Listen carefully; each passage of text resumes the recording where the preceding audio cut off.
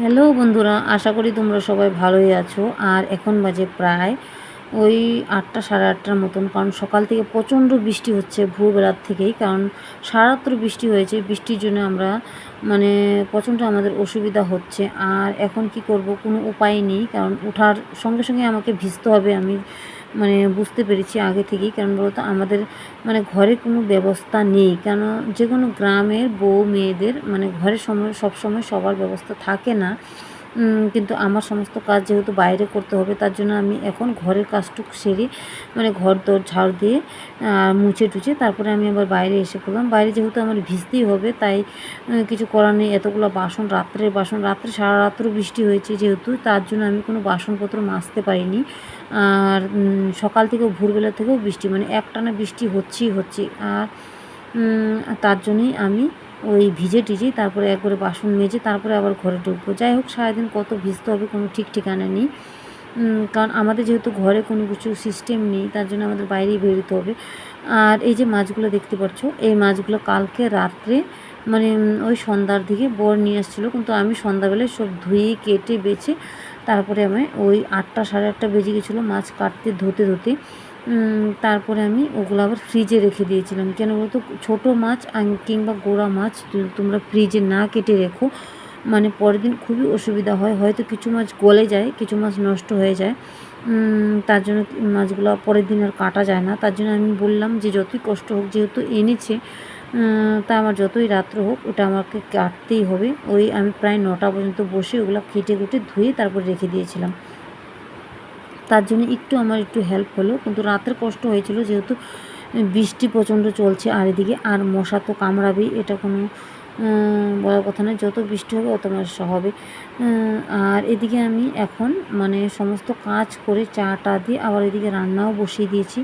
আর এদিকে সন্ধ্যাবেলা কিছু সবজি এনেছিল বর, ওই মাছের সাথে কয়েকটা সবজিও নিয়ে এসেছিলো। আর এই সবজিগুলা রেখে দিয়েছিলাম। আর এখন এই যে পাট পাতা, আর প্রচণ্ড পাট পাতা আমার বর পছন্দ করে, আমরাও পছন্দ করি।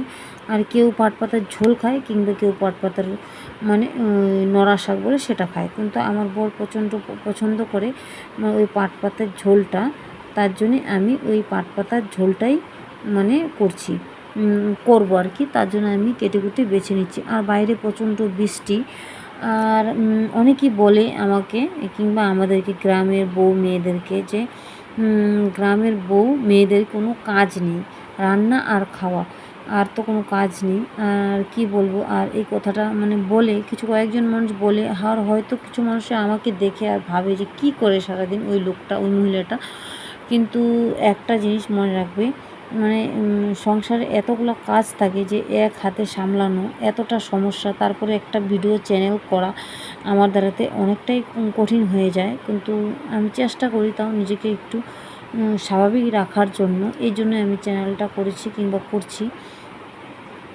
কিন্তু সবার কপালে তো সবটা সহজে হয় না।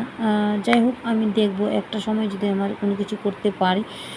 চেষ্টাটা আমাকে চালিয়ে যেতে হবে, যতই কষ্ট হোক আমার, যত কিছুই হোক, আমি চেষ্টাটা চালিয়ে যেতে চাই। দেখি কতক্ষণ আমি চালিয়ে যেতে পারি। আর যাই হোক, আর সেটাই কি বলবো। আর এখন দেখো, আমি কিন্তু ওইদিকে ভাতটাও বসিয়ে দিয়েছিলাম, আর ভাতটা উতলে পড়ে যাচ্ছিলো, তার জন্য আবার আমি ওই ঢাকনাটা সরিয়ে দিলাম। আর এদিকে বর পাশে বসেছিল, ওর সাথে গল্প করছিলাম, কারণ ও কাজে যেতে পারছিল না, কারণ প্রচণ্ড বৃষ্টি, চারিদিকে প্রচণ্ড জলে ভরে গেছে। আর বৃষ্টির জন্য আমার দোকানের ছেলেগুলোও আসছে না। বেশ একটা মাস থেকে আমাদের অনেকটাই প্রবলেম দেখা দিচ্ছে প্রচুর দিকে, কারণ আমাদের মধ্যবিত্ত বাড়ির ফ্যামিলিদের অনেকটাই স্ট্রাগল করতে হয়। যাই হোক, আর এদিকে দেখো, ওই যে বাইরেও কিন্তু প্রচণ্ড বৃষ্টি হচ্ছে, আর ওই দেখো বৃষ্টি। আর এদিকে আমার সবজি এনেছিল, অনেকটাই সবজি পচে গেছে। কেন বলতো, বৃষ্টির জন্য সবজিগুলো পচে গেছে। যাই হোক, ওই সবজিগুলো বরকে বললাম যে কিছুটা গুছিয়ে দাও, তুমি যেহেতু বসে আছো। কারণ ওকে আমি কিছু করতে কোনো সময়ই বলি না, কিন্তু ও যেহেতু বসে আছে বললো যে আমি গুছিয়ে দিলাম, যে ঠিক আছে, তাহলে তুমি কয়েকটা গুছাতে পারো সেটা গুছিয়ে দাও। আর ওইদিকে আমি রান্নাটা অর্ধেক করে আবার এসে বললাম ওই ঘরটা গুছাতে। কেন বলতো, ওই ঘরটা না গুছালে এতটাই ছেঁড়া বেড়া হয়ে যায়, কি বলবো। আর বৃষ্টি তো আমাদের কমার কোনো নামই নিচ্ছে না। একটা মাস প্রায় হয়ে যাচ্ছে, বৃষ্টিটা কিছুতেই কমছে না। আর ওদিকে আমি রান্নাটা কিছু গুছিয়ে দিয়ে তারপরে আমি আবার এদিকে এসে পড়লাম। এদিকে আমি ঘরগুলো সব পরিষ্কার করে নেবো আগে সবার প্রথমে। বিছানা টিছানা গুছিয়ে নিব, কেন বলো তো কে কখন এসে পড়ে কেউ মানে কোনো ঠিক ঠিকানা নেই, তাই বলে তার জন্যে আমি আগে বিছানা টিছানাটা গুছিয়ে নিয়ে তারপরে আবার আমি রান্না করে চলে যাবো। দেখো এখনও কিন্তু বৃষ্টি কমে নেই, প্রচণ্ড বৃষ্টি এখনও হচ্ছে। আর ছেলেকে মানে স্কুলে পাঠিয়ে দিয়েছি, মেয়েকেও স্কুলে পাঠিয়ে দিয়েছি। আর এদিকে আমি রান্না মোটামুটি হয়ে গেছে, হয়ে এখন বসেছিলাম। বসে থাকার পরে আমার বর ফোন করলো যে মাংসের কিছু গিলে মেটে কিনেছে। আর যাই হোক আমি বললাম যে তুমি পাঠিয়ে দাও, তাড়াতাড়ি ঝটপট করে রান্নাটা করে রাখবো। আর যাই হোক আমার কিন্তু রান্না হয়ে গেছিলো, বসেছিলাম, কিন্তু ওই যে আমাদের তো উপায় নেই, বর যেটা বলবে সেটা আমাদের করতেই হবে, কিছু করার নেই। আর এদিকে আমার মুখ চোখের অবস্থা খুবই খারাপ, কেন বলতো আমার প্রচণ্ড পা ব্যথা ছিল, কিন্তু আমি কোনোরকম রান্নাটা করেছিলাম, করে আবার একটু বসেছিলাম, তার জন্য আবার ফোন করলাম যে তাহলে পাঠিয়ে দাও, তাহলে আমি এখন মানে রান্নাটা করে রাখি, কারণ প্রচণ্ড বৃষ্টি হচ্ছে, রাত্রে আমি আবার আরও একটু অসুবিধা হয়ে যাবে। যাই হোক এগুলো ধুয়ে কেটে বেছে আমি রান্নাটা করলাম, করে টরে এখন বাজে প্রায় 6টার মতো। ওই 6টার মতো আমি আবার পাশের বাড়ি আমার পিসা শ্বশুরের বাড়ি চলে গেলাম একটু দেখা করতে, যেহেতু আমি বেশ কয়েকদিন বৃষ্টির জন্য আসতে পারছিলাম না। আর আসার সঙ্গে সঙ্গে দেখি আমার দেওরে এসেছে, মানে আরেক ছোটো দেওর এসেছে বাড়িতে, আর মোমো নিয়ে আসছে।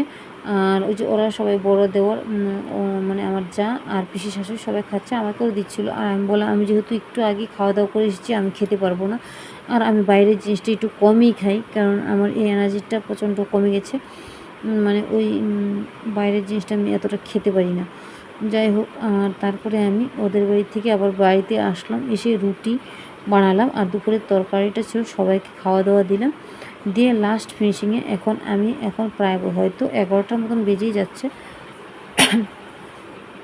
আর এই কাঁচা লঙ্কা আমি কিন্তু কাঁচা লঙ্কাটা একটু বেশিই খাই, যাই হোক আমি লঙ্কাটা বেশি খাই। আর বড় শুয়ে পড়েছে, আর এখন বাজে 11:15 প্রায়, আর সবাইকে শুয়ে দিয়েছি, আর আমি এখন একাই খাবো, কিছু করার নেই, বেশিরভাগটা আমি একাই খাই, কিন্তু সবাইকে খাইয়ে দিয়ে লাস্ট ফিনিশিংয়ে যেহেতু আমি খাই, তা তো আমার একাই খেতে হয়, কিচ্ছু করার নেই। আর আমাকে তো বলারও কেউ নেই যে চলো সবাই মানে একসাথে খাই, কিন্তু সবার খাওয়া দাওয়া দিয়ে তারপরে যতটুকুন লাস্টে থাকবে তারপরে আমি একাই খাবো, আর কিছু করার নেই। আর একা এখন বসে খাচ্ছি।